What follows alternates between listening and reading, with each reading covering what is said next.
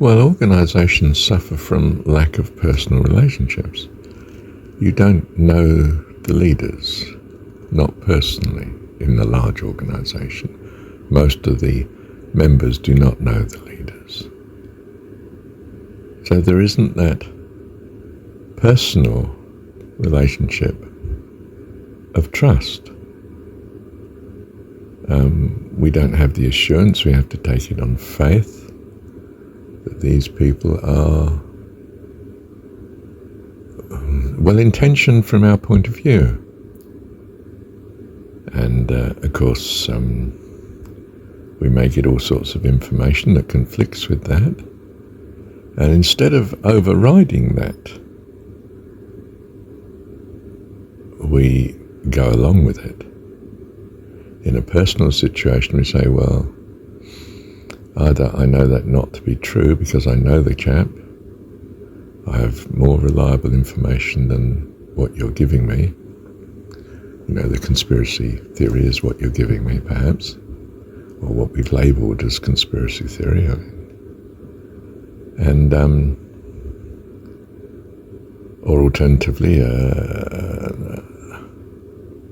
I have information that you don't have, which assures me. And therefore we remain in the trusting relationship with the person.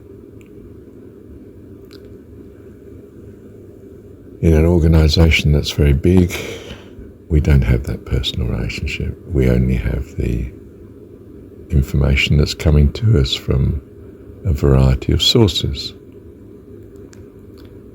And they may be reliable sources and they may not be, and we're not sure about that either. Because again, we don't have a personal relationship with the reliables, with the sources that are coming to us. We don't know if they're reliable or not. So we are beset with uncertainty, which is the reverse of a loving, trusting relationship that's formed through experience. Now, in the family, it's formed through experience. I mean, as a child, I come into being, and it dawns on me gradually, my being relies on the loving kindness and the gift of the family to me, providing home and fellowship and food and warmth and protection and guidance and you name it. So there's a trusting relationship that this will continue. After all, I didn't do anything to warrant it in the first place. And it seems to be there because I'm a member of the family, however that's come about. It might be I was born to them, or they may have in some long-term sense adopted me by their continual care and help. I'm part of the family. And my identity is that. But that is something that comes through time and experience. I don't have that with, say, the Prime Minister, the President, or the manager, the CEO, or the group leader, or, you know, I didn't know him before. Well, I may not know him at all, even now. He's just voted in by, assuming he is voted in, or he's ascended by some process that simply puts him at the top. I don't trust him. I have no good reason to trust him because I haven't got the experience necessary to trust, to dispel what would otherwise be an awful lot of uncertainties.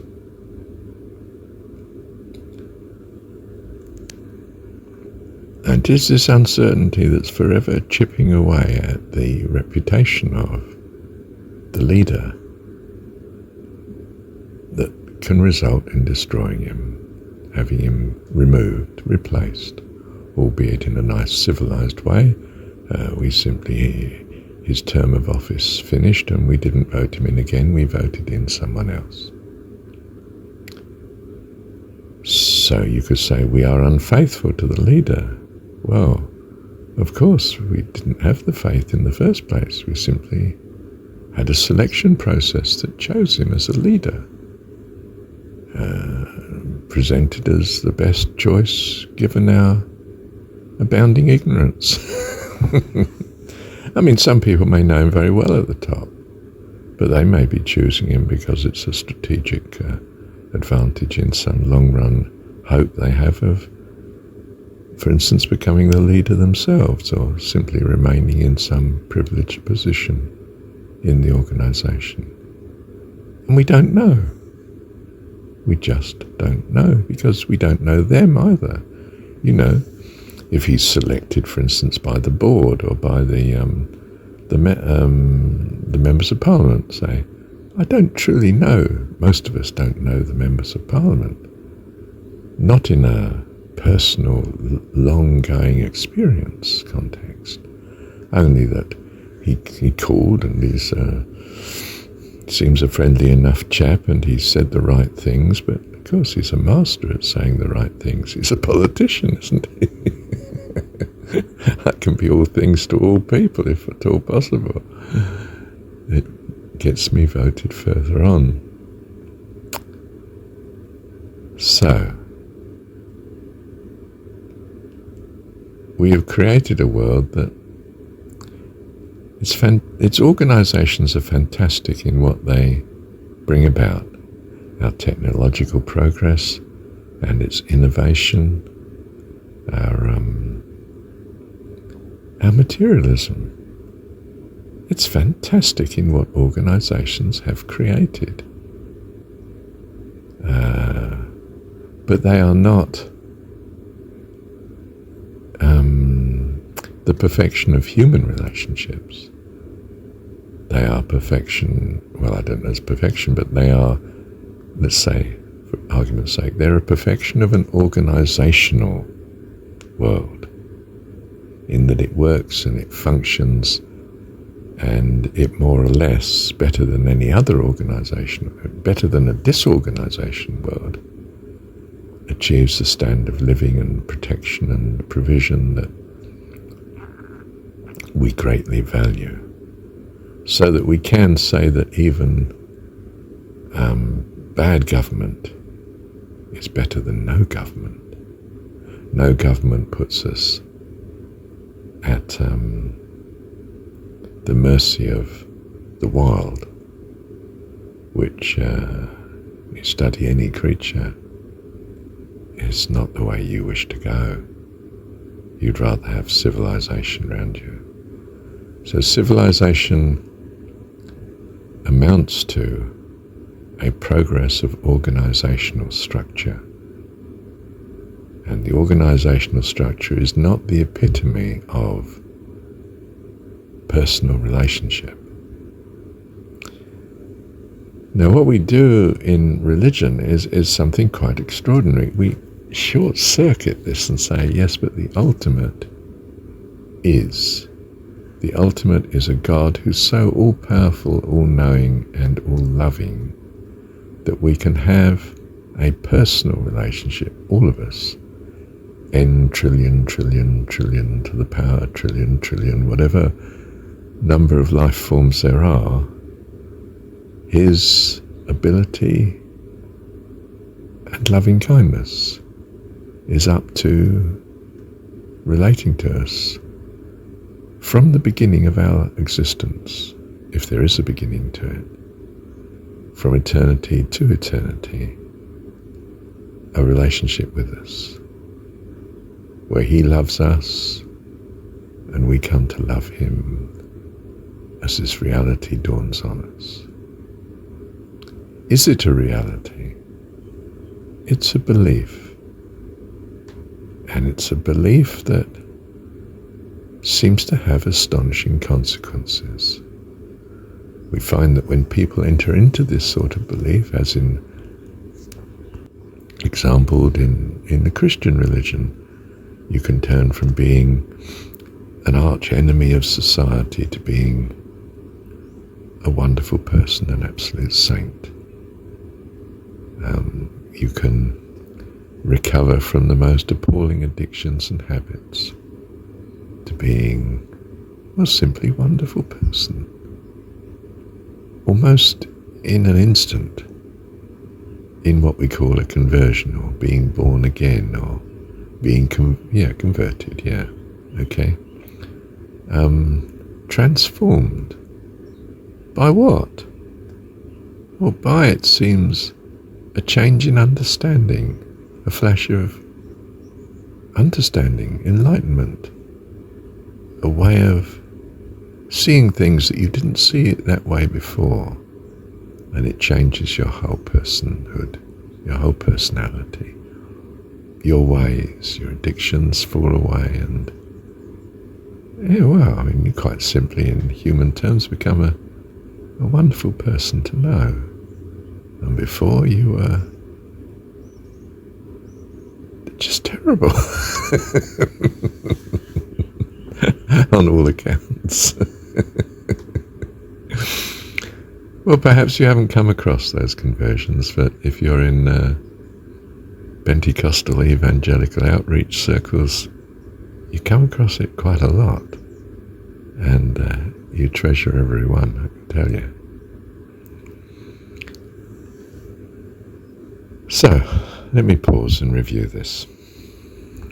Yep, I then added, and I put that now in the next recording. Thank you, Dad. But perhaps I should helpfully say here that it is the result of choosing to live according to a trust in God existing, probably being all powerful and all loving and very personal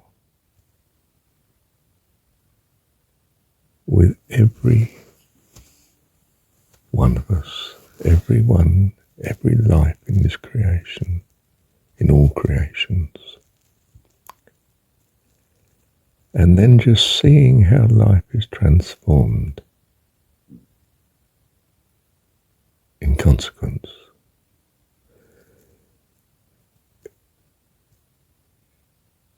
In a sense, that is the proof. It's a better proof than reason and logic. It's the experience of such that tells you the validity, the reason for continuing to live in this way.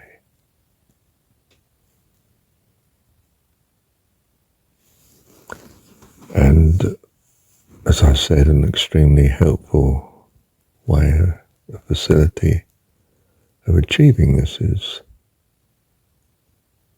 to become very thankful by practice, by habit, for all that's good in your life. Whatsoever's good and lovely, think on these things.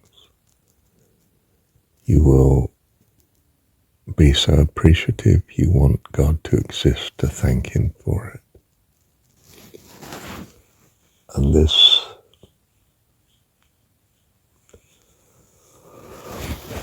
fortifies your conviction of His being and eternal, wonderful blessing in your life. I think that's about the summary of it and the way. This is the way, walking in it. Is it the Jesus way? I think it is according to the Jesus story. For when you see God as the Heavenly Dad, it implies both the ability and the intention.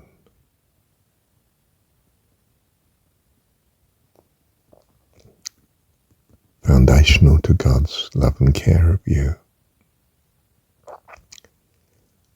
and of your eternal happiness and welfare. All blessing. Thank you, Heavenly Dad. Thank you.